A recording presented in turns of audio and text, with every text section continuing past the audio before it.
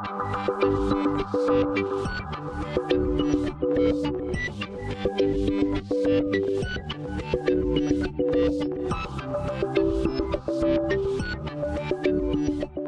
primeiro lugar, boa noite a todos e todas presentes. Eu queria agradecer a presença de cada um de vocês que está aqui com a gente. O professor Manuel Veras, que está gentilmente nos aceitou nosso pedido. Queria agradecer a presença dos professores que estão, nosso diretor de ensino, diretor-geral Ricardo Knaip, Sabrina, professor Rafael Almada, nosso reitor. Para nós é uma honra tê-lo aqui com a gente. Eu direi nosso coordenador de pesquisa, o Fábio, que é o nosso diretor da DGTI. Então, eu queria agradecer a presença de todos vocês. E eu queria, no início, passar a palavra para o nosso reitor, para dar uma palavrinha inicial. Depois eu passo a palavra para o diretor-geral e para a Sabrina, e eu faço a abertura. Professor Rafael, muito obrigado pela presença. Palavra do senhor um pouquinho, por favor. Olá, pessoal. Boa noite. Boa noite. É um grande prazer estar aqui, né, principalmente nessa aula inaugural, aí, nessa aula inicial das atividades aí, né, dessa pós-graduação que eu tenho um carinho tão especial, né, uma pós-graduação que a gente sabe o quanto ela é importante para o campus, o quanto ela consolida uma verticalização de ensino e o quanto ela ajuda, né, a gente a desenvolver projetos e potencializar, né, essa área que a gente tanto entende necessária, né, que é a área de tecnologia, que é a área da informação, que é a área da comunicação, né? Então, é muito importante estar aqui e saber o quanto esse curso ele tem contribuído para soluções criativas, coisas novas e potencializar o campus que já tem uma história aí de sucesso, mas acho que só potencializa esse sucesso aí dentro do campus. Cumprimentar todos os estudantes, cumprimentar o Dr. Manuel Veras aí por essa participação, por todo o teu histórico profissional, o que você traz aí, vai trazer de conhecimento para a gente poder trocar aqui nesse momento. Ao Ricardo Knaip, nosso diretor-geral, né, que é uma pessoa que sempre trabalha muito na garra do campus e do curso, então ele também é um grande incentivador das ações do campus, então é muito bom estar aqui também. E fora toda a equipe aí, agradecer a cada um dos diretores, né? Eu ainda estou aqui na reitoria, o Fábio eu também estou vendo que está aqui, estou ainda fazendo reunião de pró-reitores aqui atrás, está todo mundo aqui em reunião, acho que a gente não vai acabar tão cedo essa reunião. Não é mole não, né? Não é mole não, mas a gente está fazendo os encaminhamentos aqui importantes em relação às ações da reitoria, né? Então, eu acho que é legal também os estudantes do curso de pós-graduação saberem o quanto o Instituto tem investido nessa verticalização de ensino e potencializar cursos como esse e a oportunidade que a gente acaba gerando aí para vocês nessa continuidade de formação aí na pós-graduação. Agradecer a cada professor também, né, do curso, que também se dedica aí, ajuda a conseguir orientar, consegue se desdobrar aí. Acho que esse é um fator também importante que deve o destaque, deve a congratulação aí por essa participação. Bom, e obrigado pela oportunidade, né, vocês aí de poder falar aqui, mesmo à distância. Hoje as tecnologias também têm ajudado nisso, então eu posso estar aqui na reitoria e participar aí virtualmente dessa ação. Então, obrigado a vocês por essa oportunidade, sucesso a vocês aí que estão chegando no curso, para mais um semestre, chegando para mais uma atividade, né, e tendo a oportunidade de ouvir também aí nosso amigo Manuel, que eu acho que vai ajudar bastante aí nesse início, nessa aula inaugural. Acho que era isso. Obrigado, gente. Bom evento, boa aula e bom curso também. Obrigado, Rafael. Muito agradecido por sua presença. Eu queria passar a palavra rapidamente para a Sabrina, que é nosso diretor de ensino, depois o professor Ricardo Knaip, aí eu faço a abertura e passo a palavra para o professor Manuel Veras. Sabrina, por favor. Cumprimentando o nosso reitor Rafael Almada, cumprimento a toda a equipe, cumprimento também o professor Manuel Veras, né, e agradeço mais uma vez, né, a oportunidade e o aceite, né, o sim, para contribuir mais ainda com a formação, né, dos nossos cursistas. É uma pós muito diferente, né, do que é comum, pelo menos no que eu vivenciei de pós-graduação, né, com os produtos, os projetos aí e contribuindo para a comunidade de forma direta. Queria aí também parabenizar aí o Daniel pela iniciativa e pela condução da pós-graduação. E só agradecer mesmo, gratidão no dia de hoje, professor Manuel, e estou, assim, ansiosa para escutar aí suas palavras. Tá bom? Obrigado. Um abraço Obrigado. a todos e todas. Aproveitem bastante. Muito obrigado, Sabrina. Passa a palavra para o nosso diretor-geral, professor Ricardo Knaip.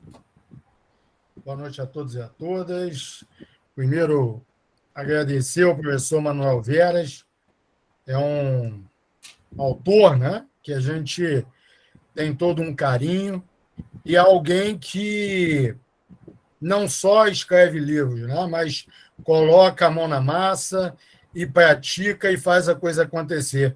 Acho que a academia precisa muito disso, né?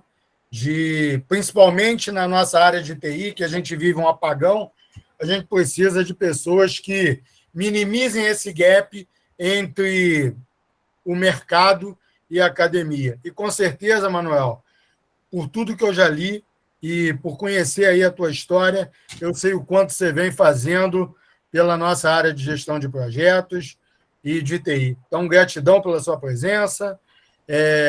Novamente, Rafael, nosso reitor, que também é professor orientador da pós, tá? Então, de gestão, ele é um cara que vocês podem procurar também, tem uma experiência. Obrigado a todos os professores e desejo a todos, né, uma excelente noite e muito conhecimento, porque gestão de projetos não se faz só com guia PMBOK debaixo do braço. Não adianta eu ter um PMBOK 7 debaixo do braço e não gerir pessoas. Eu acho que, repito aí o que eu sempre falei, gerir pessoas é a base para gerenciar projetos. Então, sucesso a todos e vamos em frente. Parabéns aí, Daniel, pelo convite e o aceite do professor. Obrigado, Ricardo. Muito obrigado. Então, mais uma vez, uma boa noite a todos e todas. Agradeço novamente ao professor Manuel Veras, professor Rafael Almada, professor Ricardo, professora Sabrina, Fábio, Lindinei, que está aqui. Deixa eu fazer a apresentação rapidamente do professor. Manuel Veras é doutor em administração pela Universidade de São Paulo, USP. É professor, consultor e palestrante nas áreas de negócio e TI. Foi cientista do Centro Aeroespacial, foi executivo da Dell, fez consultoria e treinamento para mais de 100 empresas no Brasil. Publicou 15 livros sobre gestão de negócios, gestão de projetos e gestão da tecnologia da informação. Publicou mais de 100 artigos em periódicos e eventos nacionais e internacionais. É considerado uma referência na área de TI no Brasil e um dos primeiros a tratar de temas como data center e computação em nuvem no país. Na área de gestão, criou diversos modelos de gestão utilizados por empresas brasileiras. É o criador do modelo Life Cycle Canvas, o LCC, com foco em gestão de projetos. Eu passo a palavra para o professor. Gratidão por tê-lo aqui. Eu peço aos presentes que deixem os microfones desligados e qualquer pergunta pode colocar no chat. Ao final, o professor vai responder algumas perguntas dos presentes. Muito obrigado. Uma ótima palestra a todos. Professor Manuel, a palavra é sua. Gente, obrigado. Estou bem sensibilizado aqui com tudo que eu recebi de carinho de vocês. E vou tentar transmitir alguma coisa legal, assim, prática, né? Que a gente possa já dar um norte para os alunos onde é que eles estão se metendo, né? O negócio, gestão de projetos, como é que está avançando, que momento a gente está desse troço, para poder ajudá-los até a definir rumos, né? Aí, durante a pós, o que eles, de fato, vão conseguir, o que eles, de fato, vão se interessar para seguir como carreira, enfim, né? Então, para mim é um orgulho estar aqui com vocês. Eu espero fazer uma boa palestra, que as pessoas gostem e entendam a minha linguagem, né, do que eu vou falar, tá? Eu estou aqui com... Vou pôr aqui... Eu vou na janela aqui, né, gente? Quando a gente abre o Meet, vou na janela, né? Deixa eu só ver onde é que está isso aqui. O meu negócio é Zoom, mas eu tenho que dar conta disso aqui, né? Pode compartilhar uma aba ou uma janela. Tá, deixa eu só ver aqui uma coisa. Posso compartilhar uma aba e uma janela, né? Na setinha aí apresentada agora, você vai ver se é uma aba, uma janela. Tem uma tela inteira, janela e guia. Aí, se eu só tiver aberto uma janela, pode ser uma janela. Se você tiver com mais de monitor, pode ser uma tela inteira. Normalmente, só abrindo uma janela, pode ser uma janela. Tá, vou fazer isso aqui.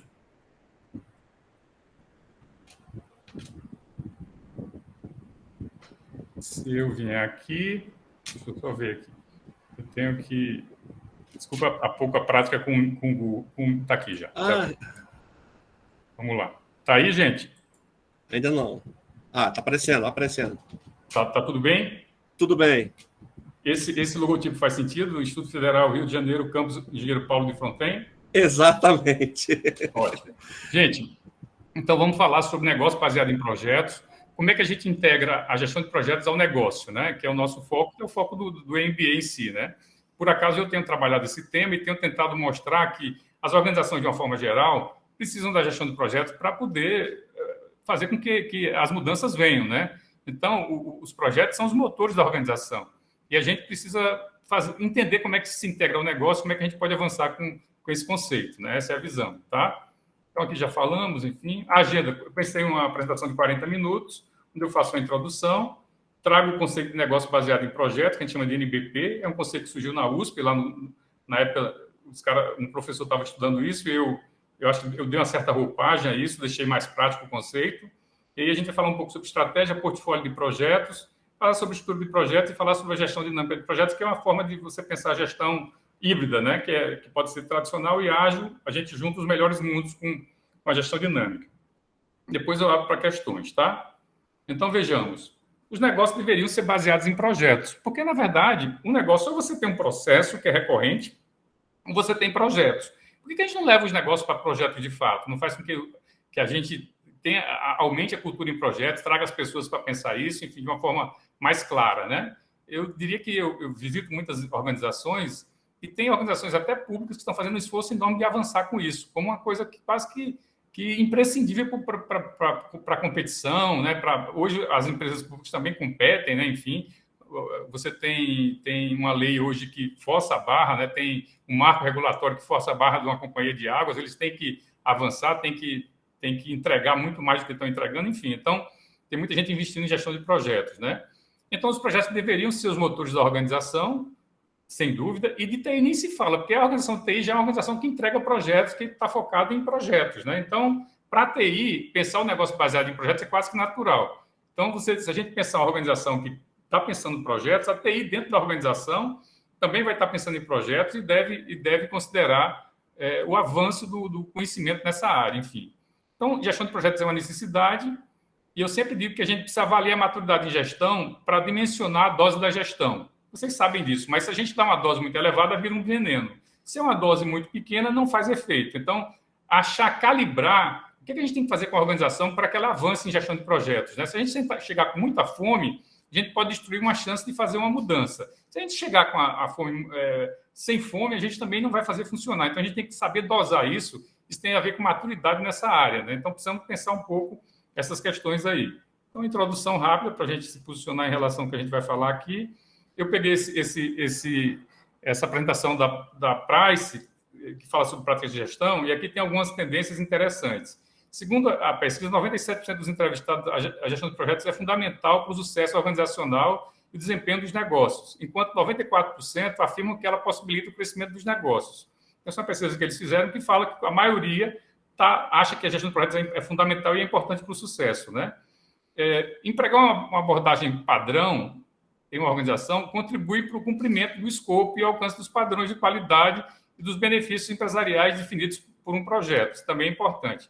E terceiro, que usar metodologias de comunicação eficientes e eficazes afeta positivamente a qualidade e os benefícios empresariais esperados pelo projeto, mas mostra uma correlação negativa com o orçamento e o cronograma. Quer dizer, à medida que você emprega essas metodologias em projetos e tal, não há uma correlação positiva em relação ao orçamento e cronograma. É como se quanto maior o projeto, mais a gente tivesse problema com orçamento e cronograma, enfim, como um padrão aí, né? Então, só para comentar rapidamente, vocês podem achar essa pesquisa inteira na internet, com esse título aí, se vocês puserem no Google, vocês vão ter acesso a ela. Então, executar projetos é essencial para a sobrevivência das empresas, ponto. Precisa fazer para as empresas sobrevivam, né? Pelo menos. E isso é bem importante. Então, vejam, de onde é que vem esse troço? A gente associa gestão de projetos à guerra, né? à aeroespacial, aos foguetes, enfim. E aí a ideia é que projeto era uma coisa de cientista, né? Alguns anos atrás. Então, quem falava de projeto falava de lançamento de foguete, de armamentos, enfim, né? Era o que era mais comum. E muita gente achava isso muito burocrático para trazer para a indústria, para a ponta, e não funciona para projetos simples. Havia uma visão de que gestão de projetos era só para coisa muito complicada, muito complexa, enfim. Então, isso foi meio que caindo e essa temática foi mudando e, de alguma forma, isso foi meio que deixando de ser o foco, enfim, né? E aí eu diria que a gente está numa situação diferente hoje. E aí a gente trouxe isso para a indústria e a gente está avançando agora para as pessoas, com ágil e vai, né? Então, apareceu o guia PMBOK, que é um guia que a gente até hoje tem aí, já está na 7ª edição, já tem mais de 20 anos, né? Enfim, como uma forma da gente trazer esses conhecimentos, essas práticas de gestão de projetos para as organizações comuns, né? Enfim, não precisavam ser organizações mais militares ou que trabalhavam com aeroespacial, mas, assim, de uma forma geral, trazer aquelas práticas para as organizações, né? E aí criamos um padrão, isso é muito bom, porque o guia traz a certificação PMP, que vale no mundo inteiro, e aí você começa a falar com pessoas que estão no mundo inteiro fazendo coisas parecidas, e aí vai, né? Então, criamos um padrão para gestão de projetos. Mas, na verdade, o guia PMBOK é uma bíblia, né? Você não vai usar o guia, você não vai conseguir trazer o guia inteiro para dentro da sua organização. O guia é uma referência que você consulta, mas é um guia de melhores práticas e você não consegue fazer com que isso aí funcione como metodologia, né? Então, a gente tem que ter um certo cuidado com a história do guia PMBOK. Ele é uma referência, a gente continua usando, mas ele é muito grande para muita coisa que a gente precisa fazer em gestão de projetos. Às vezes, não precisa de tanto processo controlado para fazer a gestão de projetos funcionar, né? Aí veio essa ideia, o guia PMBOK, o PMI, que é quem responde pelo guia, fez começou a incutir a ideia do ágil também, o Agile, enfim, né, isso apareceu também no PMI, porque não tinha como deixar de lado. Então, o ágil prega experimentação, foi de uma reunião em 2001 dos caras de software, enfim, prega outras coisas, projetos que são feitos em etapas e podem ser experimentados, enfim, podem ser, eu diria que você tem uma forma de guiá-los que é mais amistosa, que é mais experimental, enfim, faz todo sentido. E a gente agora tem esses dois mundos meio que convivendo, né?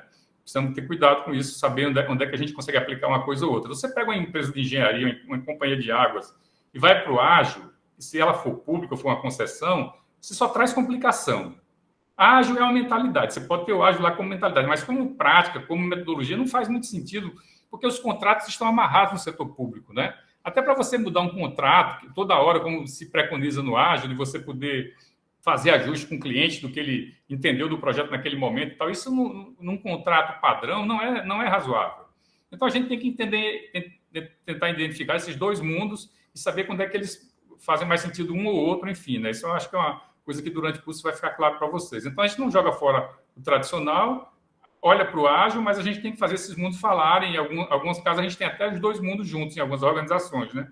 Uma organização que tem projeto de organização e tem projeto de engenharia, os projetos de engenharia são feitos com ferramentas como MS Project, tem todo um controle de cronograma, de orçamento, e o projeto da organização, o cara está usando o ágil, o time de TI está usando o ágil, porque faz muito mais sentido, enfim. Então, precisa entender essa lógica para a gente não fazer bobagem. Então, o guia prático do Agile chegou meio que como um complemento ao PMBOK, e o PMBOK se rendeu ao ágil, né? Como um padrão. A gente está falando já de 2001 para cá, né? Bom, aí apareceram metodologias de gestão, tem a Prince 2, que é usado muito na Europa, que é você já pegar o PMBOK e dar uma cara de metodologia para o PMBOK, né? Então, eles partem para dizer o que você tem que fazer para iniciar um projeto, planejar, executar, enfim. Tem toda uma lógica aí. Aí você tem que saber se cabe o Prince 2 lá na sua organização, se isso não é uma dose muito pesada, enfim. Então, precisa ter um certo cuidado. Mas temos aí o Prince 2 como metodologia meio que padrão, né? Bom, a gente está atrás de simplificação. Então, quando a gente olha para essas metodologias, a gente fica pensando, caramba, será que a gente consegue usar isso na organização que não tem cultura nenhuma de projeto, que as pessoas não estão preparadas para isso? Será que a gente não pode simplificar? Essa é a ideia que está por trás do momento que a gente vive, né? Então, o que aconteceu? Apareceu lá na gestão, na organização, o Canvas, né? O Canvas, de uma forma geral, uma ideia de você trabalhar com post-its, enfim, com quadros, né? E você consegue fazer com que esses campos falem um com o outro, e é uma coisa mais experimental, as pessoas se sentem mais à vontade, se sentem mais motivadas, e o Canvas veio para fazer um pouco, meio que romper um pouco com essa visão muito de método, muito baseado em relatórios, processos, e aí vai, né? Os processos estão embutidos aqui, mas de alguma forma isso é bem diferente e tem um pouco de neurociência, as pessoas conseguem se motivar para trabalhar isso, tem mais a ver com o nosso mundo das telas, né? Enfim, então houve uma grande mudança e a gente tem que assumir que o Canvas veio para avançar com algumas coisinhas que a gente estava fazendo de uma forma muito técnica e muito, eu diria, processual e que às vezes não funciona muito bem, né? Então, vejamos. Aparece, então, o Business Model Canvas, que é aquele Canvas que vocês conhecem aí, que a gente usa para negócios. tem 9 campos chaves e a gente meio que desenha um negócio aí, meio que joga fora o plano de negócio e passa a falar de modelo de negócio com Canvas, né? Tem um livro Business Model Generation que trouxe essa visão, isso já tem algum tempo, estamos falando aí de pelo menos quase 15 anos, e isso, de alguma forma, meio que repercutiu. Eu lembro que eu fui para a apresentação desse cara em São Paulo, do Osterwalder, que é um dos autores, né, junto com um orientador, e ele chegou lá lá na plateia e pegou um plano de negócio e tocou fogo. Tinha uma lareira e jogou fora. Ele disse, isso não serve para nada, né? E, na verdade, é uma provocação que era preciso pensar diferente do que a gente estava fazendo, aqueles planos muito sofisticados de marketing, com etapas de marketing, finanças, enfim, né? E que, na prática, a gente não usava nada daquilo. Quando mandava o negócio rodar, aquilo lá a gente esquecia, né? Então, para que fazer aquilo, então? Aí veio a ideia de você ter um business model canvas que meio que retrata o negócio ali facilmente, tem um lado mais de infraestrutura do lado esquerdo, um lado mais de cliente do lado direito, aí faturamento e custos embaixo e o valor no meio. Uma coisa parecia banal, muita gente criticou, mas muita gente hoje vê que, de fato, o cara teve uma grande sacada. Então, considerando que o Canvas, isso trouxe uma visão diferente dos negócios, há um professor de São Paulo, professor da FGV MBA, mas assim, mais na linha da parte de negócios, consultoria, enfim, ele trouxe a ideia de fazer o Canvas de projeto, que era baseado no Business Model Canvas, mas pensando em projetos. Ele criou essa estrutura, chama Projeto Model Canvas, e fez um sucesso absurdo no Brasil, que foi um rompimento com aquela cultura tradicional de PMBOK, Prince, etc. Esse cara fez pelo menos uns 50 seminários no Brasil, todos muito bem pagos, enfim. Ele se deu muito bem com a ideia que ele trouxe, né? Chama José Finóquio, a pessoa que fez isso aqui. E aí o Finóquio teve essa sacada, ele ia fazer um livro aí para uma companhia do Rio que chama Brasport, que é a empresa é uma das editoras que eu uso, a principal, enfim. E aí ele, por alguma razão, a ideia do livro foi para uma outra editora, fez uma proposta melhor, e ele deixou a Brasport meio que de lado. Aí a Brasport me chamou e a gente fez uma reunião no Rio, aí na praia de Botafogo, naquele shopping Botafogo ali na esquina, enfim. E o dono da Brasport chegou para mim e disse, Veras, eu estou com um problema, eu precisava lançar um livro de Canvas e o autor saiu daqui. Você escreve um livro para mim? Eu falei, escrevo. Ele autoriza, ele autorizou formalmente. Então tá bom, vou usar a ferramenta dele, vamos escrever um livro. Que esse livro que está aqui do lado. Aí fizemos o livro, vai ser sorteado para vocês, inclusive. Gerenciamento de projetos, Projeto Model Canvas, aí eu trouxe uma abordagem do que eu entendi, que o Projeto Model Canvas trazia, né? Então, de alguma forma, ajudou o autor também, ele tinha um livro dele, tinha o meu, enfim, isso avançou. E aí a gente meio que começou a pensar projetos de forma em formato desses quadrinhos aqui. A gente brinca um pouquinho, vai preenchendo, daqui a pouco a gente está com o projeto desenhado. Mas eu vi uma limitação clara nessa abordagem, porque ela era muito boa para desenhar o projeto, né? Como se fosse um início de termo de abertura, e nem o termo de abertura, né? E aí eu falei, caramba, será que a gente não consegue trabalhar o Canvas durante o ciclo do projeto inteiro? Será que a gente não consegue pensar um Canvas que meio que dinamicamente, ele meio que se modifica em função da fase do projeto? Foi isso que eu pensei. Aí veio a ideia de trabalhar o Life Cycle Canvas, que é um Canvas baseado no projeto Model Canvas, mas é um Canvas que se modifica durante o projeto e permite você acompanhar o projeto inteirinho até encerrar o projeto. Porque o projeto Model Canvas serve lá para o início, depois ele meio que morre, né? A gente vai executar com planilhas, com Kanban, com Trello, enfim, né? Emula o Trello no Kanban e a gente vai embora, esquece o que a gente pensou. Aí eu falei, será que a gente não consegue trazer o Canvas para uma perspectiva de gerir projetos de fato, onde a gente consegue, dentro do Canvas, fazer com que o projeto aconteça e a gente consiga ter as fases? Foi essa visão. Aí eu lancei a ideia da gestão dinâmica de projetos com o Life Cycle Canvas, que é um Canvas de ciclo de vida, porque ele rompe com a ideia do Canvas inicial lá do início. Que fica lá só na abertura e não avança, né? Então, aqui seria uma forma de você gerenciar o projeto inteiro com Canvas e você teria uma forma de controlar o projeto num formato mais simples e tudo mais, sem precisar mudar de ferramentas e tudo mais, né? Então, pensamos isso aqui. Aí a ideia central é que aquele Canvas que era meio para iniciação, um pouquinho de planejamento, a gente esticou o Canvas inteirinho para ir até o encerramento. É como se eu tivesse puxado o Canvas e tivesse trazido ele até encerrar o projeto. É uma ideia simples, mas assim, pensar isso foi a grande sacada e implementar isso de fato e pôr nas empresas, como existem inúmeras empresas usando, enfim, como um padrão de projetos, supermercados, companhias de água, startups, enfim, né? Então a gente pensou isso. E aquela ideia dos quadrinhos lá, a gente assumiu cores verticais onde cada uma daquelas partes lá, daquelas colunas, responde uma questão do projeto, como foi pensado no projeto do Model Canvas, só que eu fiz um ajuste.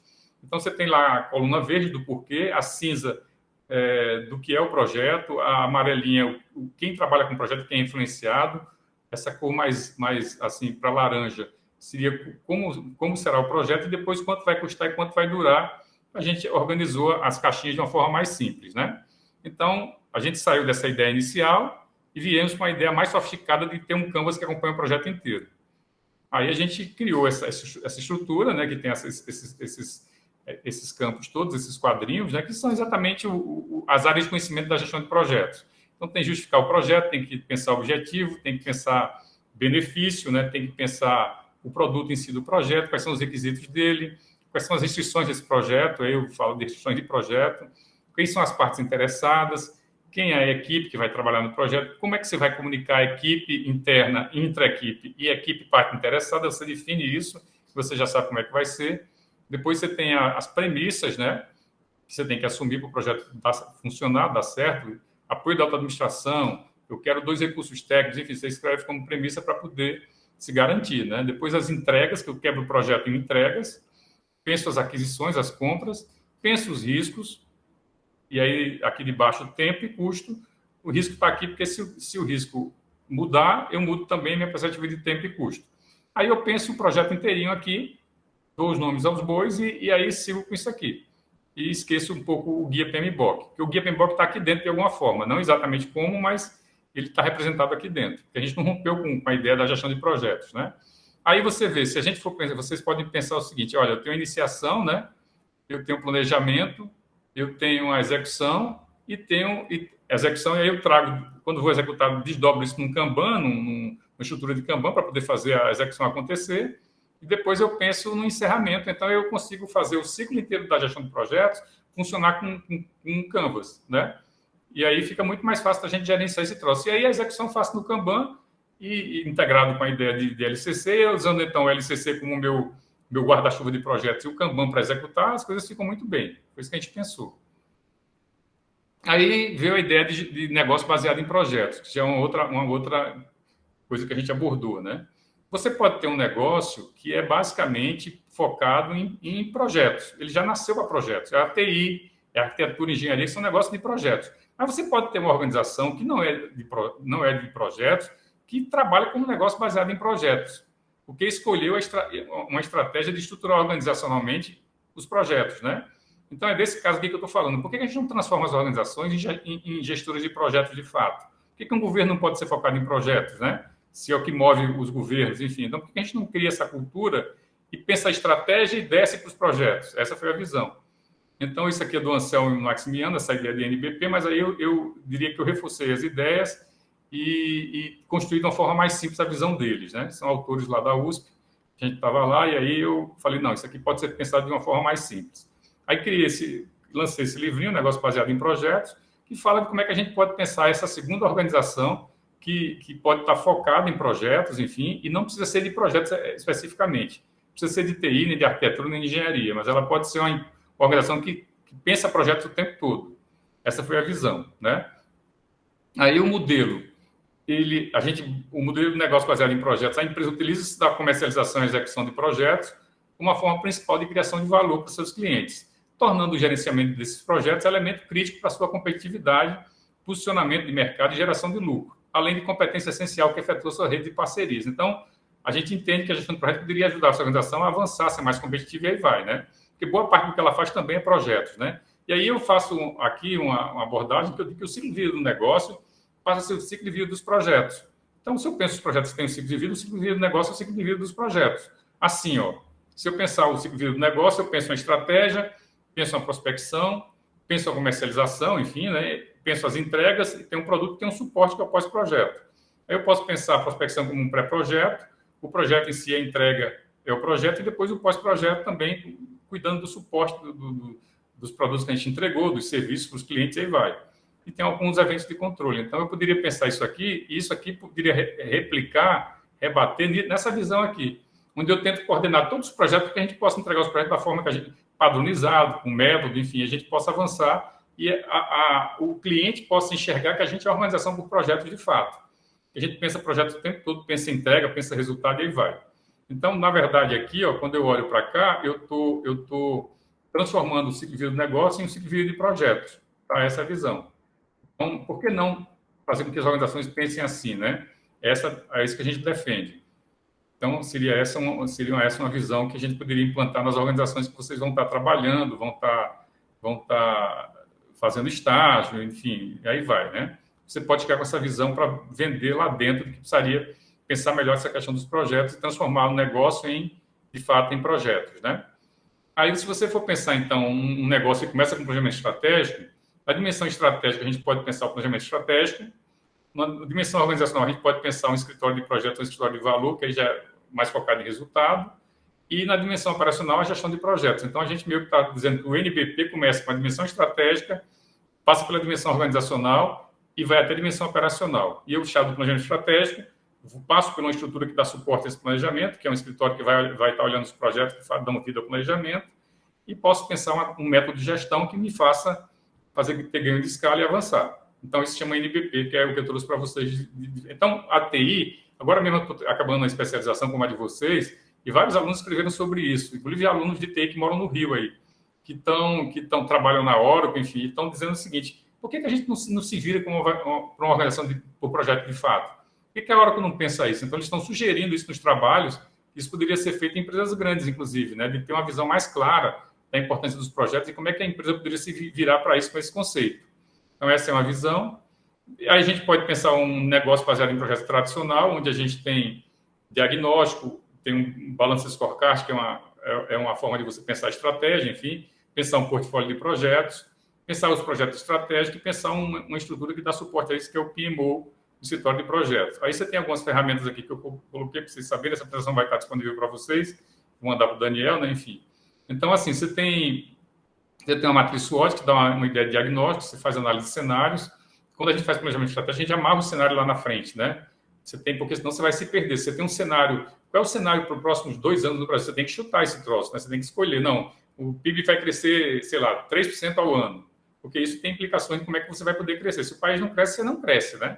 Então, eu tenho que apostar em algum cenário e fazer meu planejamento baseado naquele cenário. Se der um furo, eu reviso o planejamento e digo que aquele cenário que eu pensei não deu certo. O Brasil não cresceu o que a gente achava, enfim. Hoje a gente tem uma grande incógnita no Brasil, né, gente? A gente não sabe o que a gente vai fazer nos próximos anos. A gente não sabe se o novo presidente vai conseguir, de fato, fazer o país crescer, né? Então, como é que eu projeto um cenário que eu teria que né, de alguma forma, ter alguma convicção de que ele vai acontecer para fazer um planejamento?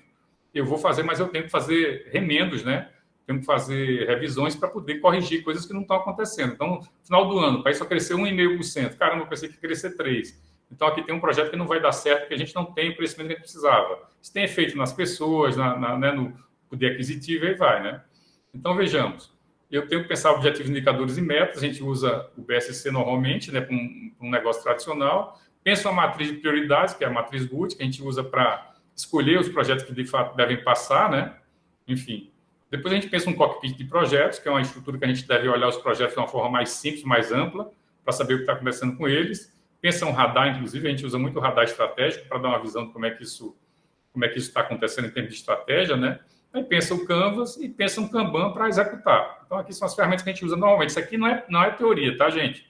Isso aqui é como a gente faz planejamento estratégico hoje. A gente faz exatamente usando essas ferramentas aqui e pensando nessas fases aqui, tá? Não é teoria, é prática. Você pode fazer isso lá na sua organização. Se você for olhar atrás do planejamento, vai ter alguma coisa parecida com isso lá. Mesmo o IF, se a gente for atrás, deve ter alguma coisa parecida, né? Aí depois você pode ter um negócio ali mais tradicional, um negócio mais bimodal, onde você pensa uma estrutura que sustenta e outra inova. Então, você teria aí uma parte mais tradicional de um lado e uma parte mais fluida, mais inovadora do outro. Aí a gente tem normalmente o BSC de um lado e tem os OKRs, né? Que fazem pensar objetivos e resultados-chave. É uma forma diferente de pensar os indicadores, né? Então, se você for ver, eu posso ter as duas coisas. Eu tenho um braço de sustentação e um braço de inovação. Eu faço usando OKRs e uso ágil, né? Enfim. Daí eu faço os projetos, o radar estratégico, trabalho com Canvas para me dar a visão de projetos e trabalho com Kanban ou com Scrum, enfim, depende do que eu estou querendo. Mas eu posso pensar que o negócio tem duas pernas, 2 motores, né? Então, o planejamento tem que refletir isso.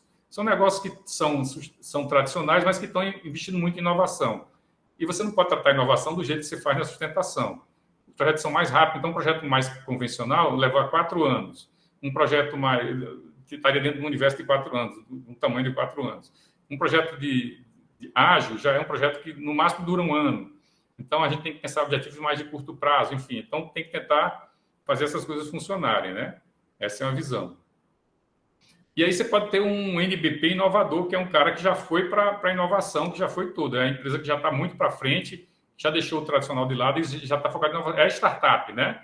Então, pensa os OKRs, pensa o portfólio, pensa um escritório que é mais de valor, está focado em resultado e não só em projetos, mas foca em resultado.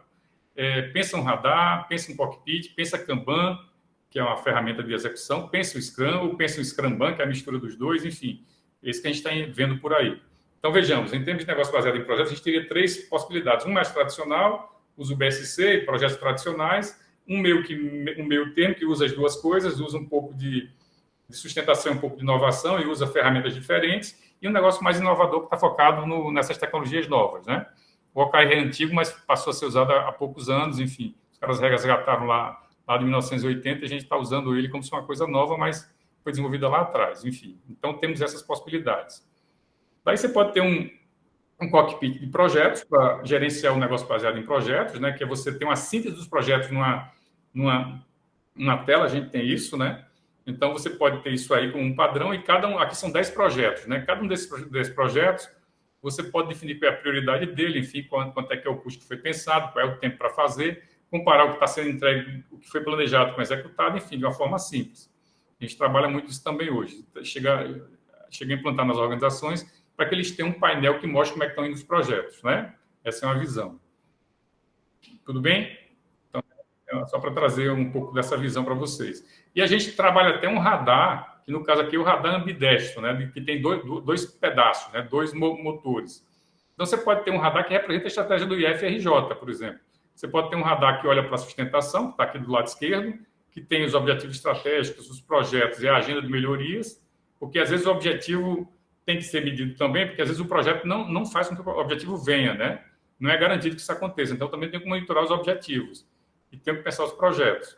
E do outro lado tem a inovação, que eu posso ter um objetivo de inovação e projetos de inovação, que meio que, de alguma forma, eu monto um radar, defino qual é o quanto os objetivos representam do radar, o quanto os projetos, aqui de 60, 20, e uma agenda de melhorias com 20, eu ponderei isso de acordo com a minha conveniência, e eu posso ter um radar que diz como é que está a minha estratégia hoje. Então, o IFRJ poderia ter, se não tem, poderia ter, eu não sei, porque eu não conheço, mas, enfim, poderia ter um painel que diz como é que está a estratégia hoje, né? Olhando de uma forma bem simples como é que estão as coisas. Você monta um radar e diz, é isso aqui. Só precisa entrar com os dados, né? Os dados de forma correta para que você possa pensar um radar que meio que representa a estratégia naquele momento de um negócio baseado em projetos.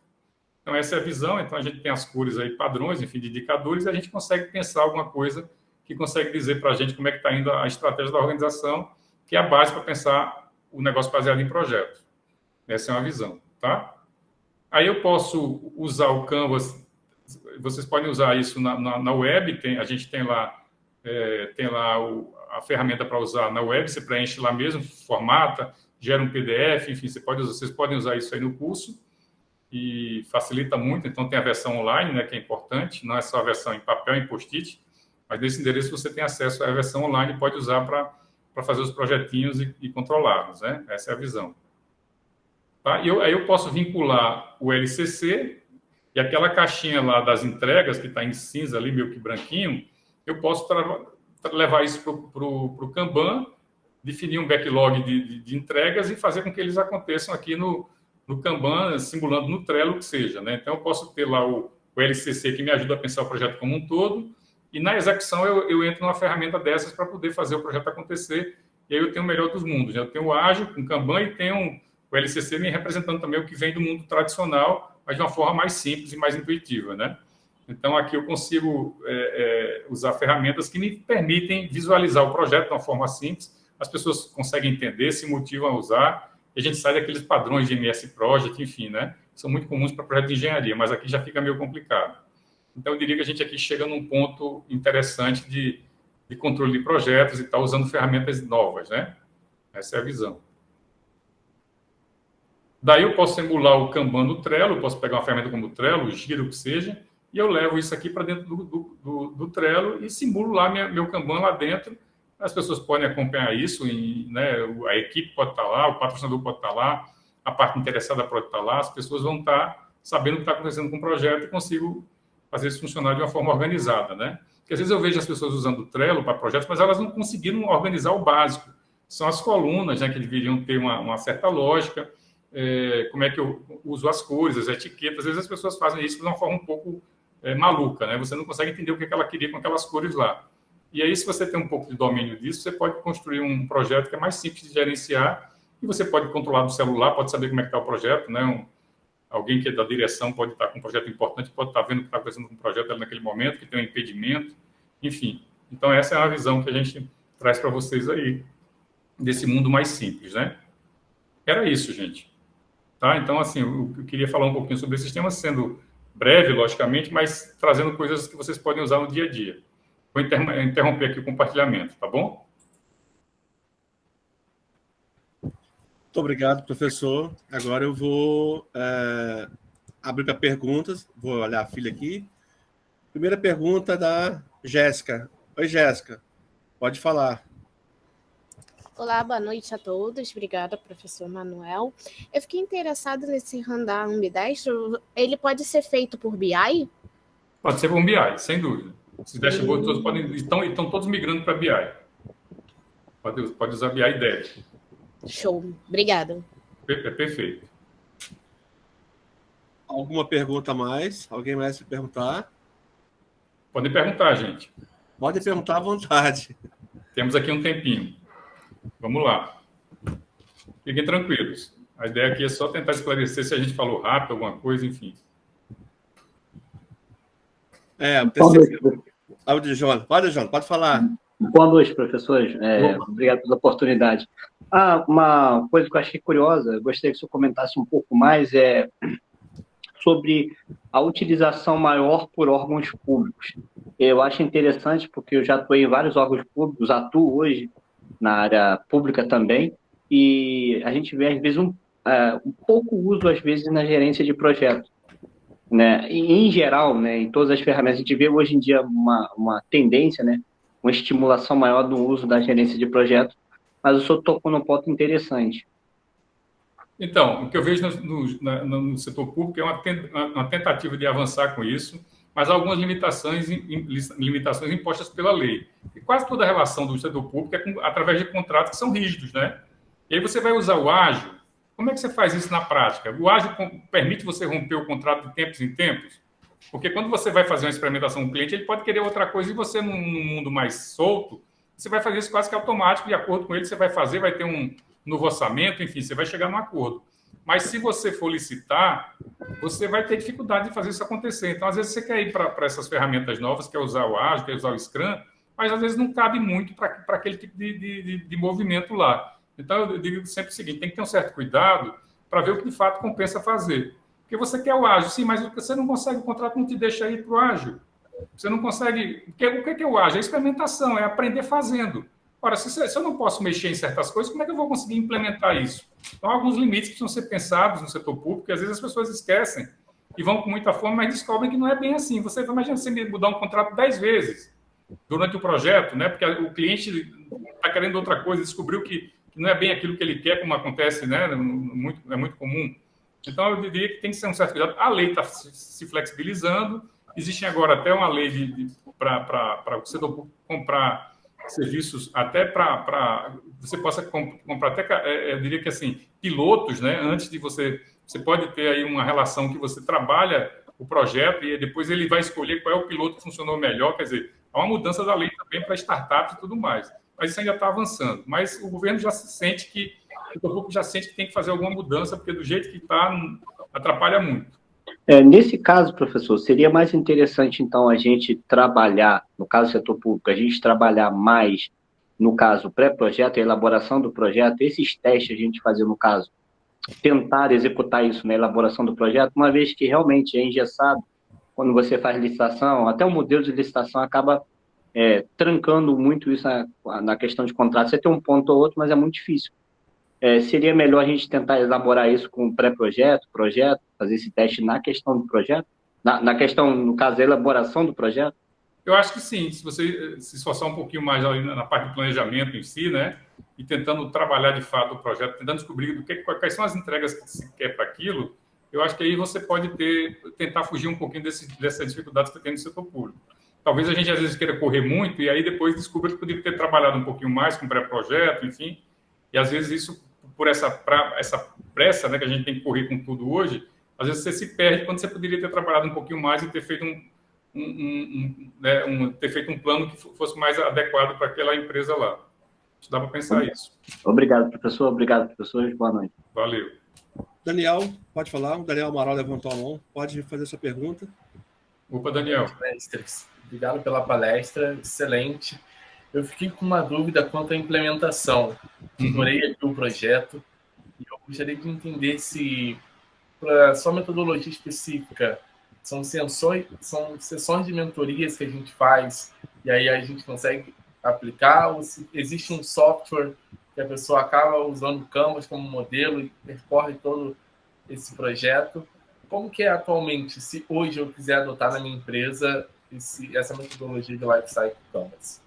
O Canvas, ele existe hoje, existe um aplicativo, não aplicativo, um site web, que você pode utilizá-lo normalmente, inclusive tem a referência ali, você vai gerenciar, vai pôr lá preencher os quadros todos, você vai gerar os PDFs de cada fase, enfim. Não é ainda uma situação fantástica, porque não é um aplicativo específico, mas a ideia é que a gente integre isso com o Kanban depois e a gente tem um produto só que funcione.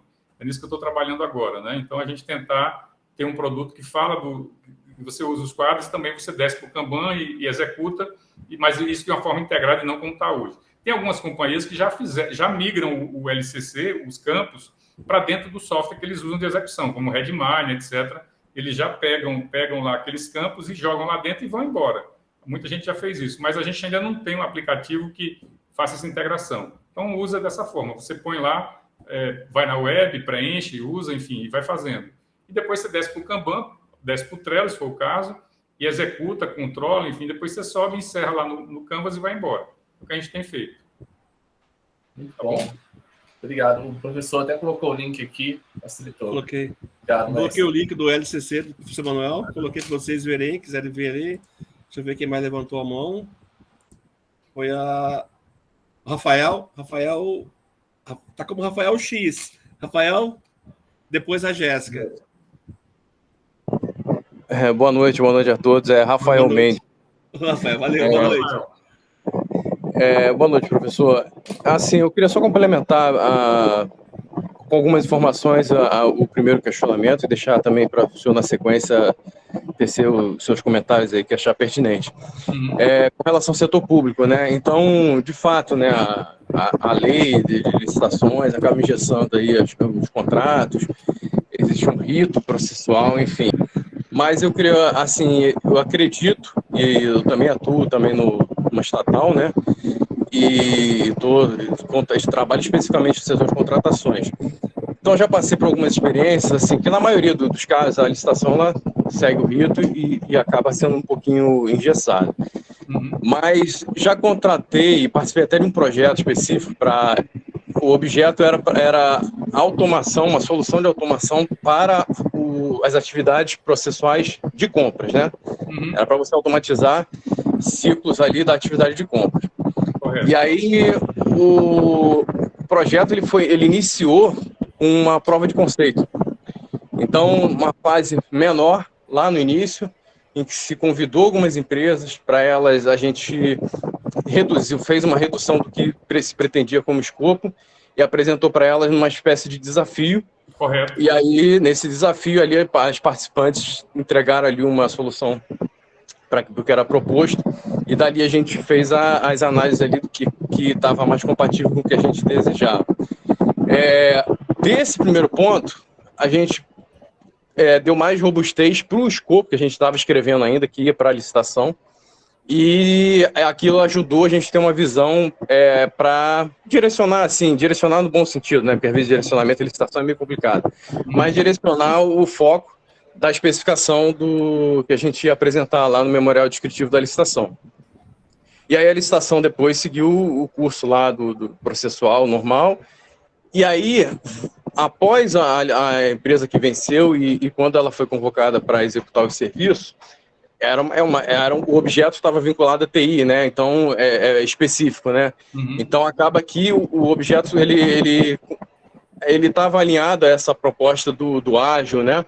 Sim. Do Scrum, e foi assim que a gente lidou depois no acompanhamento posterior da execução do contrato. Então, apesar de ter uma especificação, mas ela foi mais detalhada no objetivo, na finalidade, e não no detalhamento das atividades em si, do sistema, da ferramenta em si.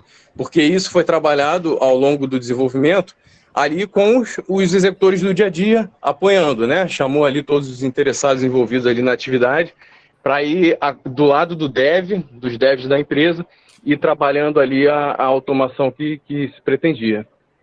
Perfeito. Eu acho que é isso aí. Isso é uma tendência e você já está falando do que a gente está falando, chamando de novo, né?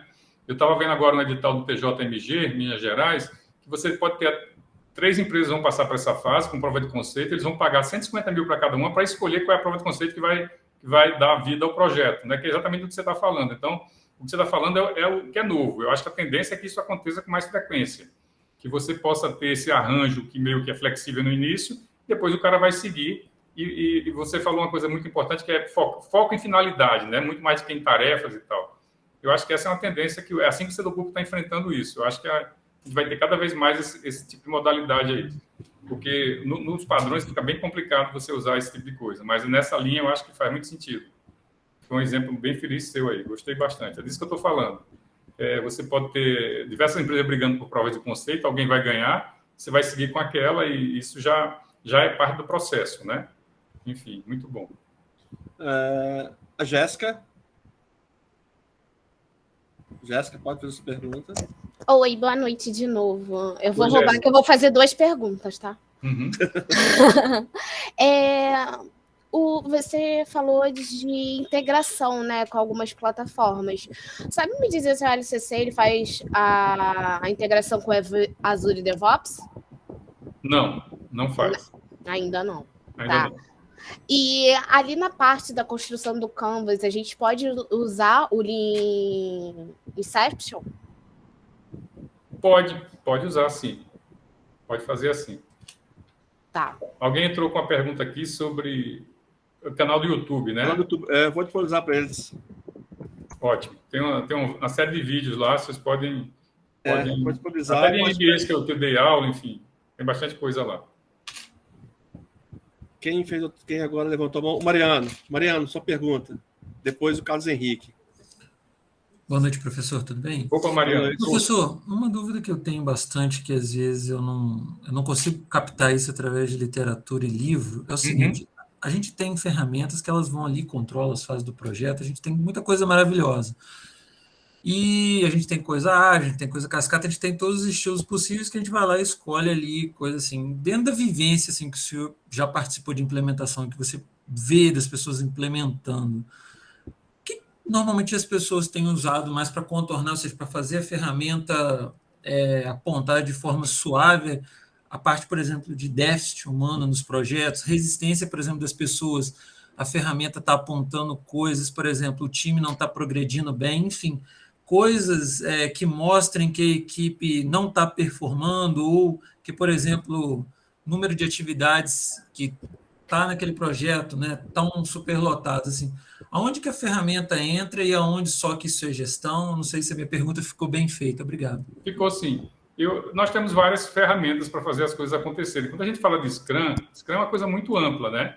Aí você tem uma série de instrumentos ali dentro que você pode usar para ver se as pessoas estão sobrecarregadas. O Kanban também, se elas estão sobrecarregadas, se as atividades estão fluindo, você tem um mapa ali fácil de você fazer isso. Então, existem agregados nessas grandes técnicas que você pode usar para avançar, né? Em relação ao uso de recursos, se o uso está bom, se as tarefas estão bem distribuídas. O Kanban faz muito isso também. Então, assim, existem ferramentas meio que prontas que já trabalham essas questões. Se você pegar o Trello, tem um monte de app lá vinculado ao Trello que faz um monte de coisinha para te ajudar, né? Então, eu diria que essa coisa está bem aí. Então, mas eu vejo o seguinte, na parte de gestão de projetos, quando a gente foge do MS Project, a gente tem ferramentas muito mais intuitivas e mais simples de você fazer essas coisas. Porque o Project a gente é fã da Microsoft, tudo, mas ele é muito engessado, né? Então, assim, quando você foge um pouquinho e vai para o Ágil, para o Scrum, para o Kanban, aí você tem uma série de complementos interessantes que funcionam normalmente. Aí você chega numa empresa, tem mais gente preocupada com o uso de recursos, aí uma outra está muito focada em gestão do tempo, enfim, isso você tem muita coisa aí que você vai com o dia a dia, você vai aprendendo e vai poder usá-las para melhorar a sua gestão. Porque o que a gente quer é gestão, né? A gente quer melhorar a gestão, quer controlar as pessoas, quer saber o que está acontecendo, enfim. Agora, com a questão da pandemia, esses times remotos, né? É uma loucura você trabalhar com pessoas que não têm noção de projetos. Né? O cara nem entende, ele está dentro de uma entrega e se ele não tiver uma abordagem de projetos, você vai se perder até com a gestão, né, do time, enfim, né? Então, isso veio muito à tona de você tentar fazer com que o time todo conheça essas ferramentas e defina o que, é que vai usar de fato para os controles, né? Mas tem muita coisa disso aí. Nesses controles, o senhor entende, por exemplo, na medida que o gestor do projeto vai apontando, por exemplo, a equipe está sobrecarregada, aquelas atividades ali não estão entrando na fila e não estão, né, progredindo da forma que deveriam, levar isso para uma outra coluna que começa a precificar para a alta gestão ali, a questão do risco e explodindo para mostrar assim, risco ao projeto? Eu diria que isso aí é uma situação que eu diria que até pode ser foco do seu TCC, inclusive, né? Porque são demandas muito grandes, que a gente não tem isso resolvido fácil. Então, essa coisa de você pensar o risco, como é que isso está e tal, tudo isso é demanda para TCC mesmo. A gente não tem... Eu diria que a gente não tem o mapa perfeito dessas coisas, né? Você pode sair com a ideia... Eu tenho muita curiosidade nesse tema, de pegar, assim, eu vejo muito, às vezes a gente tem muito material, né? Se propõe aqui, está aqui todas as fases, mas como é que lida agora quando as pessoas não querem ou quando o time não performa? Como é que é o risco? Como é que conta? Quais são as boas práticas que levam alguém a contornar, vamos dizer, entre aspas, a bagunça e trazer de volta para o rumo, né? Eu acho que são temas muito, muito interessantes e muito felizes, né? São temas até para TCC, como eu falei, que você pode trabalhar isso, sair com a sugestão e ir embora. De repente, você chegou numa ideia boa e você transforma isso numa ferramenta, enfim, né? Eu acho que são temas muito legais e gostei muito da tua pergunta, mas tem que pensar qual é o teu foco, o que é que o projeto quer de fato e o que é que você vai controlar ali, né? E vincular riscos ou vincular a stakeholder, a parte interessada, né? Como é que os caras... Como é que a gente sabe se um stakeholder está gostando do projeto ou não, na fase de execução? Né? Como é que a gente sabe? A gente pode fazer uma coisa simples, tem uma escala, faz um questionário, pergunta para os caras, faz uma escala de Likert, né? De 1 a 10, e se der de 7 a 10, eu estou dizendo que os caras estão gostando do projeto. Se for de 5 a 7, é regular. Abaixo de 5 é ruim. Então, eu tenho que pensar alguns instrumentos simples que me dizem se o stakeholder está satisfeito com o projeto ou não, por exemplo. Então, alguma ideia simples pode vir e pode resolver uma questão que alguém está complicando muito. Por que o ChatGPT é o sucesso que é? Porque pela primeira vez a inteligência artificial ficou simples.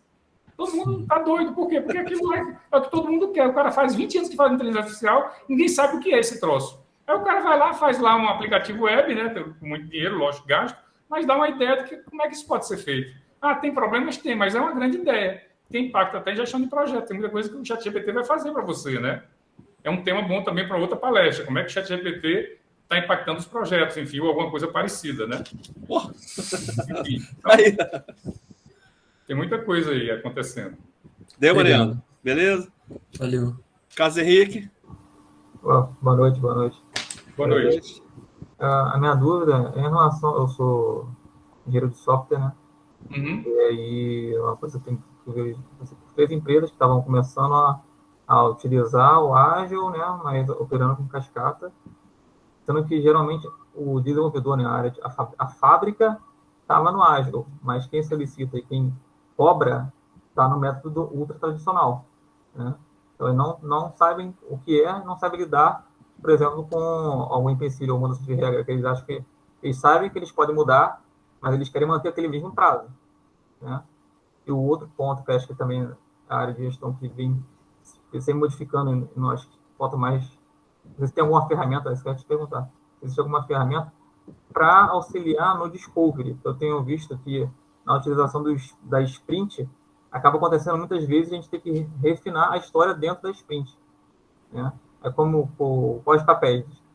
Quem seria a responsabilidade de fazer o discovery, né? Preparar o que é para desenvolver, né? para desenvolver a história no momento da sprint, né? Para a gente não ter o aumento do lead time, né? Essas coisas assim. E entregar, né, o objetivo final, que é simplificar, que é algo importante.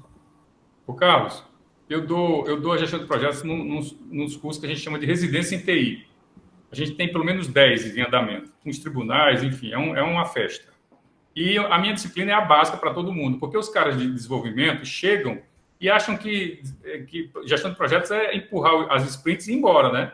Então, a ideia, eu vendo para eles a ideia de que eles precisariam pensar o projeto, planejar, que tem a ver com o discovery, pensar o projeto com um pouco mais de calma, para depois descer para as sprints, para fazer a coisa acontecer. Então, os caras às vezes não têm visão de risco, de parte interessada, de comunicação, eles entram direto nesse troço e vão, né? E depois estão sem pai nem mãe. Então, assim, a ideia é que você use alguma ferramenta que te ajude a pensar o projeto como um todo e depois você vai embora com as suas sprints para executar. E eu vejo que os caras chegam com essa mentalidade e muita gente se surpreende, porque nunca conseguiu pensar riscos em projetos ágeis. Você tem uma forma de pensar o risco, e o cara não aprendeu isso. Então, assim, a gente diz, olha, vem cá, você precisa pensar isso aqui, para depois você poder executar melhor. É o que a gente tem feito aqui. Então, esses grupos, a gente tem movimentado eles exatamente mostrando que gestão de projeto é uma coisa mais ampla. E não é só você entubar a sprint e ir embora. Você precisa pensar um pouquinho como é que esse projeto vai acontecer, qual é o risco que ele tem, qual é a comunicação que você vai usar. Então, às vezes, parar um pouquinho para planejar o projeto, para depois executar e aí ir embora. Então, eu vejo que o pessoal de desenvolvimento, inclusive, é um pessoal que tem muita aderência a técnica que a gente usa. Eles normalmente adoram, porque eles não conheciam esse troço, não aprenderam.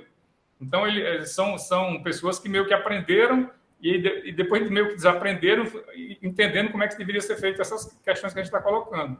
Eu tenho um grupo grande de pessoas que a gente, de alguma forma, ajudou a repensar a gestão de projetos, né? Porque o cara aprende que gestão de projetos é só entubar as coisas lá e para o sprint ir embora, né? E, na verdade, vai ficando um monte de coisa lá e você não cuida, né? Enfim, então, às vezes, você está lá muito focado e a parte interessada está muito chateada com o projeto, acha que não está dando resultado e aí vai, né? Então, pensar as questões de risco, como a gente já comentou aqui, pensar premissas, né, que devem ser estabelecidas, e tudo isso os caras não viam, né? Então, eu acho que se você conseguir juntar os dois mundos, funciona muito melhor. Essa é a visão. Legal, né? Beleza. Eu botei um Kanban Discovery e um Kanban de Delivery, por exemplo. Por exemplo. E para a questão do Mariano, uma coisa que a gente usa bastante que dá para medir, provavelmente, a satisfação do usuário. Tem a daily, tem uma daily, tem um período fixo para medir, né? Para não correr no cascata, de só medir no final, entendeu? Essa também é uma dica isso é uma coisa que a gente já tem feito já e tem ajudado. Uma coisa legal, Carlos, é que os princípios valem muito, né? A gente está muito focado em método, né? E às vezes os princípios do ágil são super simples, né? E você pode empurrar os princípios dentro da organização sem precisar estar com aquele método lá, tendo que fazer aquela reunião diária, que não sei o que, às vezes nem casa. Mas os princípios deveriam estar lá, né? Então eu vejo, às vezes, os caras vendem muita metodologia, mas você está deixando de pensar os princípios básicos da gestão, né? Você ter cuidado com isso. Beleza. Fabrício? Boa noite, professor. Boa noite, professor Dr. Manuel. Um prazer estar aqui na aula com o senhor. O que eu queria expor é um pouco do meu dia a dia no trabalho, né? Algumas coisas que acabam acontecendo. Então, como o Carlos falou, né? Essa parte de usar o Agile ou o Scrum ali, né? Os times acabam usando de modo separado, né? Então, hoje eu estou migrando de área. Eu era da implantação. Estou indo para a área de desenvolvimento, então ainda estou me adaptando, né, à parte de desenvolvimento, mas o que acontece e que é uma dor lá na minha empresa é que essa ferramenta que a gente vende é uma ferramenta de terceiro, né, a gente é um reseller aqui no Brasil, revende ela para um cliente, e aí a partir daí começa esse projeto, né, só que as áreas em si não se conversam, e esse é o grande problema lá. Então, esse software chega da venda, chega para o pessoal do onboarding, da implantação ali, que vai onboardar primeiramente esse cliente. A gente utiliza ali o Scrum, criamos sprints, temos dailies, sprint review, utilizamos o Agile em si, assim, Aí, de repente, o cara quer uma customização, tem que envolver o time de desenvolvimento, esse cara está terminando a implantação, já tem que passar para o time de CX, né? O CS já vai começar a atuar, e aí o time de suporte fica perdido, não sei se está com quem. Então, normalmente, essa gestão que acontece hoje ali é bem complicada. Às vezes, o filho acaba ficando sem pai. Ah, tá comigo, tá contigo, tá com não sei o quê. E é uma dor muito forte ali que eu sinto, que eu gostaria até de trazer como um possível assunto do TCC, né? Porque é muito difícil. E aí eu fico pensando, cara, quando tá comigo, quando tá na implantação, eu consigo gerir muito bem, eu consigo ter esse relacionamento com o meu cliente, cobrar ele, finalizar as minhas tarefas, ter as reviews junto com ele. Então, normalmente, ele está na implantação e o relacionamento, né, a satisfação desse cliente é muito boa. Mas quando depende de outros times, isso acaba se perdendo, porque ele não está satisfeito com o desenvolvimento ou com o suporte que ainda não está entregando algo que ele precisa. E eu queria que o professor falasse um pouco sobre isso, ou me desse alguma ideia de como a gente pode abordar esse tema aí, que nem eu falei, até para um tema do futuro TCC. Ô, Fabrício, a questão central é a cultura, né, cara? Você, enquanto você está controlando, você está resolvendo, quando sai da tua mão, você perde. Porque as organizações, no Brasil principalmente, elas são focadas em apagar incêndio. Nós somos bons em apagar incêndio, a gente apaga incêndio o tempo todo. E aí a gente está vendendo a ideia de que é preciso parar de apagar incêndio, planejar e fazer as coisas acontecerem. Então, enquanto você não tiver uma cultura adequada para essas coisas funcionarem, fica como você está falando aí, você sai da tua mão, você já perde o controle. Porque as pessoas estão ali, aí você tem sempre parece que só quem trabalha é quem apaga incêndio, né? É verdade. Trabalha, né? O cara que pensa, enfim. Esse cara dá muito caro para a empresa, né? Às vezes você vai vender essa ideia e você descobre que depois alguém está achando que você não faz nada e você dança, né? Você tem meio que simular um incêndio até para sobreviver, né? Enfim. Mas eu acho que é uma mentalidade que a gente tem que mudar. E aí isso não é feito da noite para o dia. É tudo um processo de cultura, de melhoria de visão, de estimular a educação, de projetos, e aí vai. Isso demora um pouco, né? Mas eu diria que esse seu ambiente é bem padrão, e em TI, então, nem se fala, né? Eu acho que é meio que assim, não é tão fácil você resolver. Mas eu acho que com a questão da cultura, da educação, enfim, isso pode avançar para uma situação melhor. Mas não é trivial. A gente encontra toda hora isso que você falou aí. Beleza, não tem uma solução fácil de dizer assim, agora, a partir da manhã a gente vai fazer assim, que as pessoas não vão fazer, né? O problema é conseguir ser essa pessoa lá dentro, né? Às vezes você não tem essa autoridade o suficiente para tentar implementar alguma coisa desse tipo, né? Correto, exatamente. Valeu, obrigado, professor. Valeu. Tudo bem?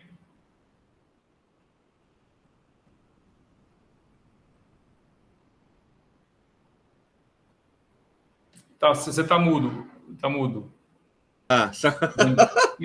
Mariano tinha levantado a mão, mas abaixou. Eu só queria colocar um pequeno adendozinho. Professor, você acha que, por exemplo, naquela fase ali de que a gente começa o projeto, igual o colega colocou a questão cultural, talvez porque o projeto acaba nascendo ali na cabeça, vamos supor, de um gênio da empresa. Ah, vai dar certo e tal. E a gente, de repente, não coloca uma fase anterior até o próprio projeto começar, como ambientação cultural e venda do projeto, para que as pessoas, aquela famosa fofoca de corredor, você vai ganhar aqui, você vai ganhar colar, para que reduza essa resistência, de repente não é passado despercebido, assim, vender o projeto talvez não é a fase zero do projeto para todo mundo? Eu acho que é uma grande ideia, a gente tem usado isso em alguns órgãos, a gente tem trabalhado assim, tentar entender até como é que é o poder dentro da organização, uma prefeitura. Quais são as secretarias que, de fato, dão as cartas, né? De fora você não sabe. Então, se você puder trabalhar isso antes, vender o projeto para essas áreas, você ganha muito, porque os caras podem passar a acreditar que o projeto vai ser sério, que vai funcionar, né?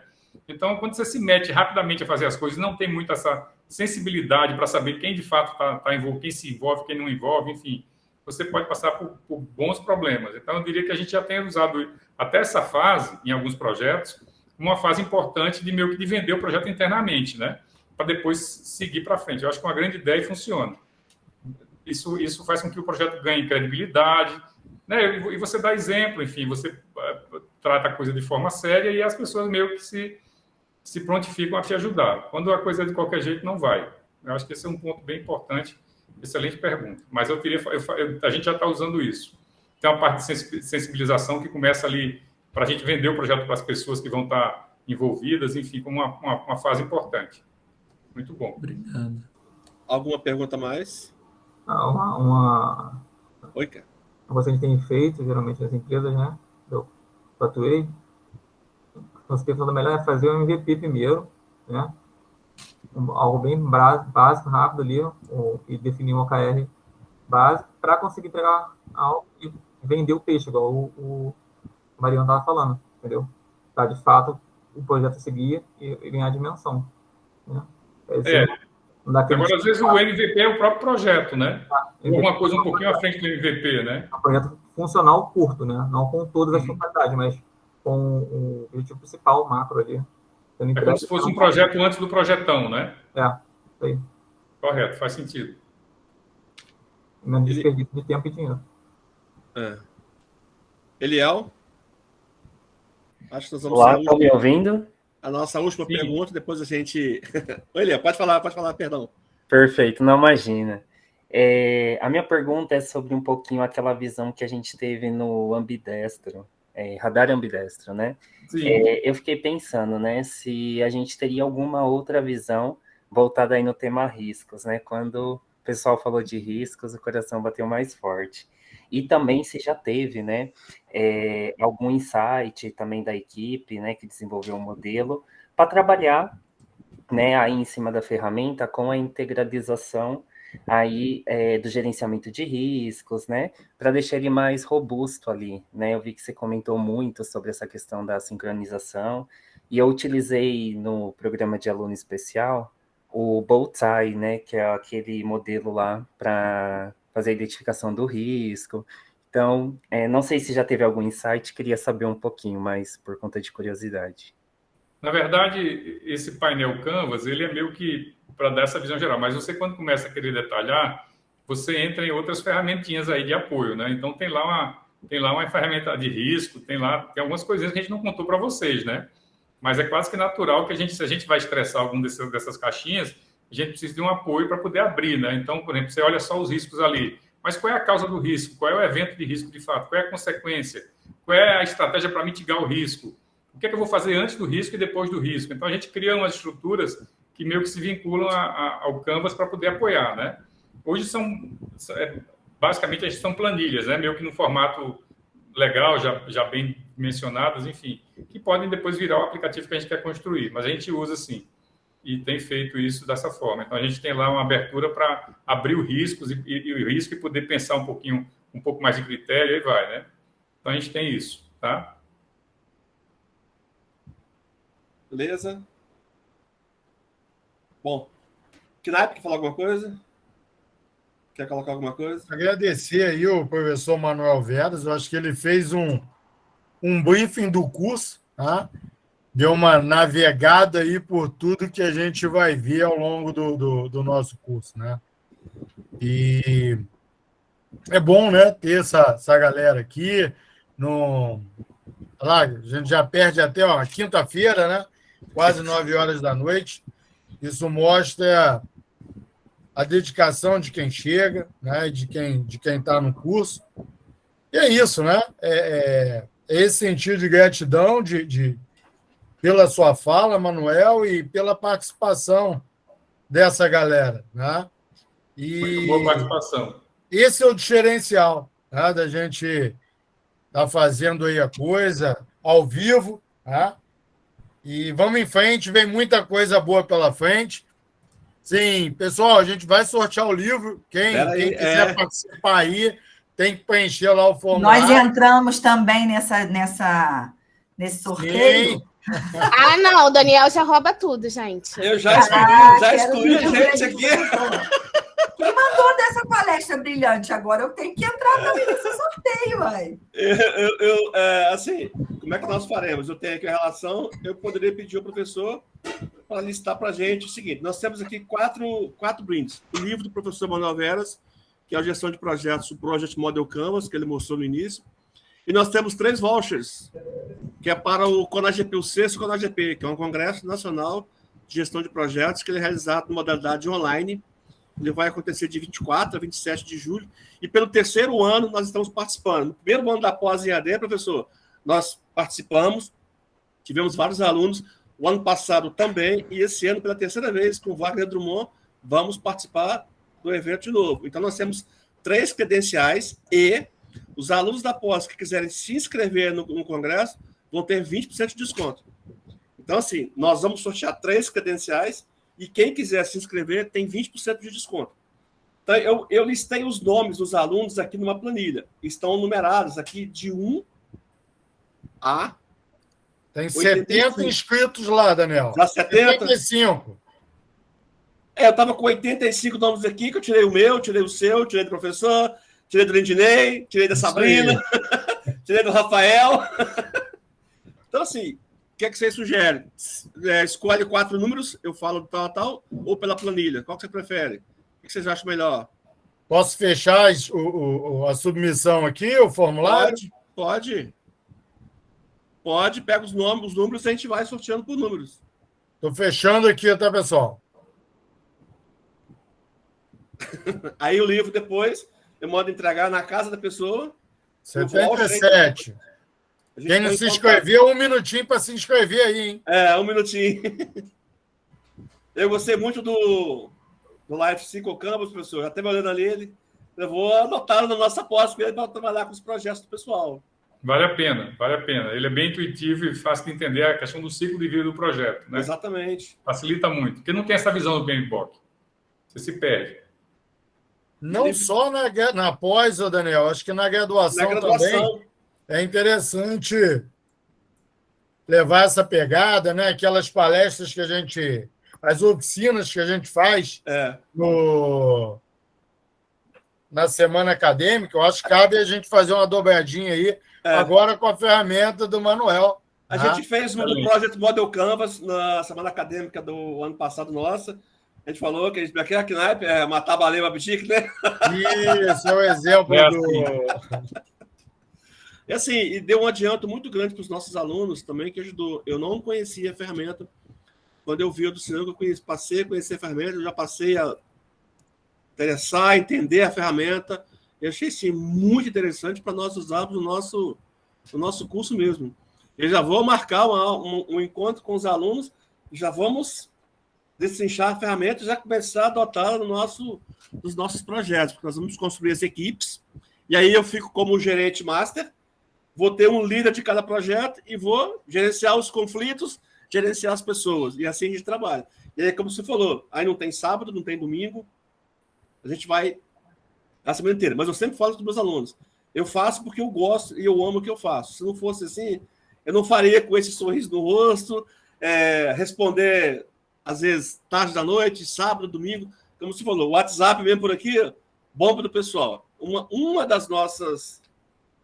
Os que a gente consegue destacar é esse atendimento que nós temos para os alunos, feedbacks dos nossos próprios alunos. Já fiz faculdade em outras instituições, a gente não tem o retorno dos professores como a gente tem aqui. Aqui a gente tem o retorno, os professores sempre nos atendem e sempre nos dão atenção, e a gente não fica, e detalhe, não ficamos sem resposta. Então, assim, isso para nós esses feedbacks nos ajudam a aprimorar cada vez mais a nossa forma de trabalho. Não que nós somos os melhores do mundo, mas a gente faz o melhor que a gente consegue fazer, o melhor que eu consigo fazer, e busco sempre me aprimorar. Fechou, Knaip? Daniel, fechou só lá. Agora que eu estou vendo o Fábio aqui, Fábio, ele está entrando aí, né, como professor orientador, tem expertise aí de implantação de TI na rede federal, né? Então, se alguém, na hora da orientação, tiver uma pegada do público, o Fábio, depois a gente vai estar disponibilizando lá um e-book, né, com todos os professores orientadores. Né? Fábio, obrigado aí pela sua presença. Acabou de participar de migrar os nossos sistemas do físico para a nuvem, né, Fábio? Deu um trabalho, Carnaval passou aí na migração para a nuvem. Ó, eu tirei férias, mas passei migrando. A gente levantou o último hoje. O SIGRH subiu hoje. Pouco antes de eu entrar na reunião aí, a gente tinha acabado de subir. E aí a gente fez uma dobradinha, né? A gente atualizou o SIGRH que estava de 2016 para a versão de 2023. Tu imagina. Meu Deus do céu. Tu pegar um sistema que estava na versão 2016 e levar para 2023. E a gente saiu da instituição para a AWS, né? Então agora a gente está na nuvem da AWS, ou seja, com alta disponibilidade, bem mais rápido, entendeu? Vocês estão com o SIGRH, CIPAC, SIGA? Se tudo der certo... Ótimo. Oi? Não entendi. Vocês estão com CIPAC, SIGRH, SIGA? Perfeito. Ótimo. Eu vi que você falou que você é professor residente, você é da residência da UFRN, né? Provavelmente, né? Isso. Eu conheço, eu fui lá. Eu assumi esse mês agora. É até importante, depois queria conversar com você sobre isso. A gente tem um fórum dos diretores de TI da rede e eu estou coordenando a comissão de capacitação. Então, a gente está estreitando ações de capacitação para a rede federal. Legal. Então, com mestrado, doutorado, pós-graduação.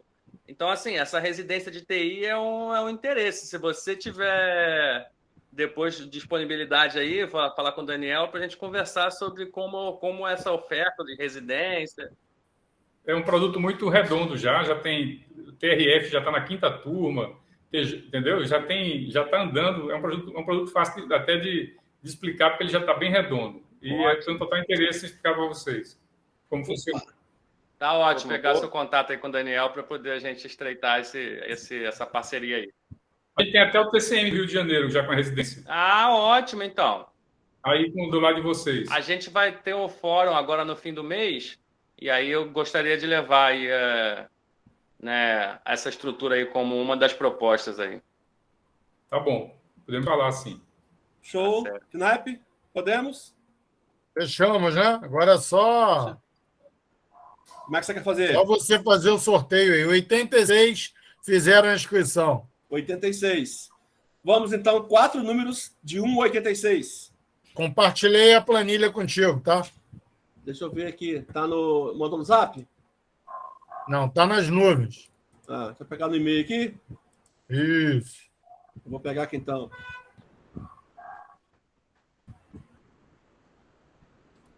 Bom. Professor Manuel Veras, eu vou pedir para o senhor falar... vou tirar o 1, porque o 1 está com o título, do número 2 até o número... Vou pegar aqui. Até o número 80... Deixa. É 7, né? Um número só? Não, são 4 números. O primeiro número é o livro. Tá, 36. 36. Bom, o ganhador do livro... Carlos Henrique Duarte da Silva ganhou o livro do Gestão de Projetos, Project Model Canvas. Eu vou anotar aqui. Agora nós temos... Deixa eu só anotar aqui. Carlos Henrique ganhou o livro. Oi, pode falar, Carlos Henrique? Alguém levantou a mão aí? Opa, isso pra caramba, hein? Geralmente não tem muita sorte com jogo de azar, não. Não entendi. Realmente não tenho sorte com jogo de azar, não, mas dessa vez deu certo. Casa Henrique ganhou o livro. Vou anotar aqui o livro. Professor, mais um número. 12. 12. Eliel, ganhou um voucher para o CONAGP. Nossa, sério, obrigado. Mais um número. 40. 40. Jéssica Alves Rodrigues Macedo. Ganhou o voucher para o CONAGP. Valeu! E o último voucher para o CONAGP, professor? 72. 72. José Vinícius Santos Barbosa. Opa, obrigado. José Vinícius Santos Barbosa, o voucher para o sexto CONAGP. Depois eu passo para vocês tudo direitinho, as instruções. Bom, eu queria imensamente agradecer ao professor Manuel Veras por nos ter cedido o seu tempo e dar essa brilhante fala sobre gestão de projetos. Convidá-lo para conhecer o campus sempre que estiver por aqui. E quando quiser, e nós vamos chamá-lo outras vezes para falar de outros assuntos, caso o senhor queira falar de outras coisas também. Estamos aqui, podemos fazer numa sexta-feira, numa quarta, numa quinta, os alunos participam. Então, assim, pode contar comigo. Eu agradeço de coração, gratidão pelo que o senhor fez por nós. E é isso. Tem a foto oficial, Daniel. Eu só posso agradecer. Eu queria que todo mundo, se pudesse, abrir a câmera para a gente tirar a nossa tradicional foto. Quem puder, abram as câmeras. Professor, só um comentário. A gente aceita aquela palestra, tá? Sobre chat GP na gestão. Eu adorei aqui. Aquele assunto me interessa muito. Vamos falar sobre isso com vocês, sim. Vale Essa da área de seguradora, eu gostei muito dessa parte, assim. Tirou aí, Knife? Não, vamos lá, peraí. E aí eu peço que o pessoal tire print, vamos divulgar nas redes sociais. Eu, ao longo da palestra, eu fui tirando algumas. Eu fiz com a página do Live Ciclo Campus aqui junto, que eu estou com 2 telas aqui que vou acompanhando, e vou tirando também. E assim a gente vai fazendo. Show de Quem bola. puder, vai batendo print aí. Bom. E vamos divulgar aí após, vamos divulgar a metodologia, né, do Manuel e a instituição. Tamo junto. Gratidão aí a todos. Gratidão, muito obrigado. Muito boa noite a todos vocês, a todos e todas. Eu vou encerrar a gravação. Agradeço de coração. São 9 da noite. Terminamos com 70 pessoas. Muito honrado. Muito obrigado. Muito bom, gente. Obrigado. Foi ótimo. Boa noite. Participação dos alunos. Boa noite. Abraço. Valeu, gente. Valeu, boa noite. Bons estudos. Boa noite. Valeu.